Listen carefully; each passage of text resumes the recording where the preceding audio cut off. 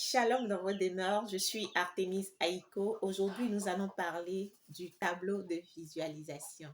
L'un des passages des Écritures saintes nous dit: écris la vision, grave-la sur les tablettes afin qu'on la lise couramment.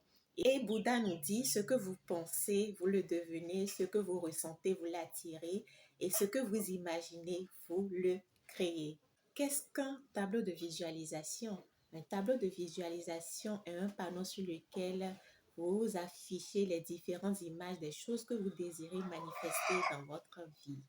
À quoi sert le tableau de visualisation? Le tableau de visualisation vous permet d'avoir constamment sous les yeux vos rêves et vos objectifs. La plupart d'entre nous, on dit plus tard, je veux faire ci, je veux devenir tant, sans pour autant creuser véritablement ces objectifs-là. Quelles sont les actions que je dois mener pour atteindre cet objectif précis? Qu'est-ce que je dois faire pour que je me rapproche un peu plus de ce rêve-là? Donc, l'une des choses à faire déjà, c'est véritablement de réfléchir à ces objectifs et de façon claire et précise. Par la grâce du Tout-Puissant, on peut se poser la question de savoir qu'est-ce que j'aimerais accomplir avant de quitter ce monde. Quelle est la mission que le Créateur m'a assignée en m'envoyant sur cette terre? Quel genre d'activité j'aimerais entreprendre, etc.